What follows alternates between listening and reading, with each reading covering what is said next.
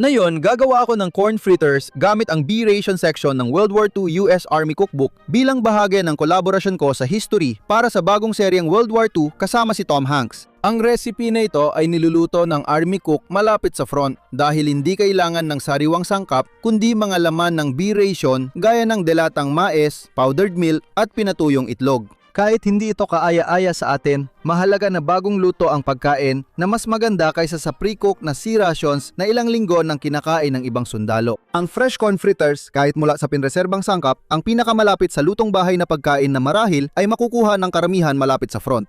Ang paggawa nito ay nagpapakita ng buhay malapit sa front lines habang si Tom Hanks ay nagpapalalim sa ating pag-unawa sa karanasan ng mga nabuhay nung digmaan. Madalas nating akala, alam na natin ang lahat tungkol sa ikalawang digmaang pandaigdig, pero naglalantad si Tom Hanks ng mga bagong kwento, video at audio gaya ng huling broadcast ng Rebelde Radio ng Poland. Tinalakay niya ang mga mahahalagang labanan at pangunahing personalidad sa buong mundo sa pinakakomprehensibong dokumentaryo tungkol sa ikalawang digmaang pandaigdig sa loob ng 50 taon. Nasasabik akong panuorin ito kasama si tatay at excited din akong tikman ang corn fritters na masarap pa sa inaasahan ko.